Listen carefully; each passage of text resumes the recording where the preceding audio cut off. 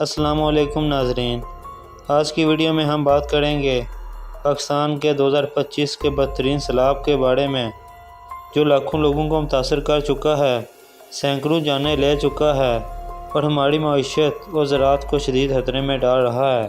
جون سے شروع ہونے والے غیر معمولی بارشوں اور موسلا دھار مونسون نے پاکستان کے بڑے حصے کو اپنی لپیٹ میں لے لیا ہے۔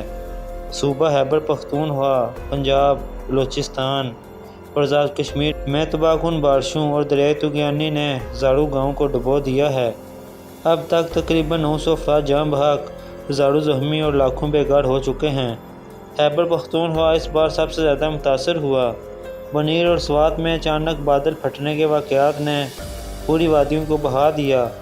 صرف ایک گھنٹے میں 150 ملی میٹر بارش ہوئی، جس سے گاؤں کے گاؤں مٹ گئے۔ ریسکیو آپریشن کے دوران ایک ہیلی کاپٹر حادثے کا شکار بھی ہوا، جس سے مزید جانی نقصان ہوا۔ پنجاب میں 1988 کے بعد کا بدترین سیلاب آیا ہے۔ دریائے راوی، ستلج اور چناب نے اپنے کنارے توڑ دیے۔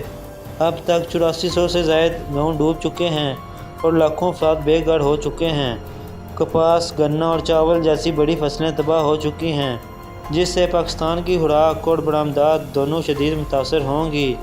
سندھ میں صورتحال دن بدن خراب ہوتی جا رہی ہے۔ اب تک 1 لاکھ سے زائد افراد کو محفوظ مقامات پر منتقل کیا جا چکا ہے۔ دریاؤں کے بڑھتے پانی اور بھارت کی طرف سے پانی چھوڑنے سے مزید خطرہ بڑھ چکا ہے۔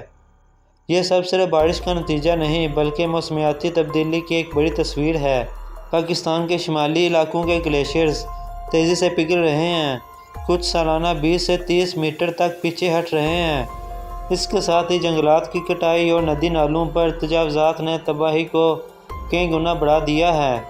فوج، ریسکیو 1122، ریڈ کریسنٹ اور کئی NGOز نے ریسکیو اور ریلیف آپریشن شروع کر رکھا ہے۔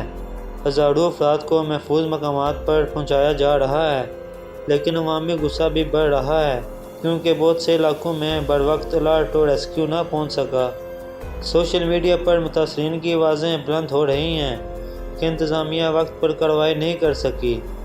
ستمبر کے آغاز میں مزید بارشوں کی پیشگوئی ہے۔ دریاؤں میں پانی کی سطح خطرناک حد تک بڑھ رہی ہے۔ اگر بروقت اقدامات نہ کیے گئے تو آنے والے دن مزید تباہی لا سکتے ہیں۔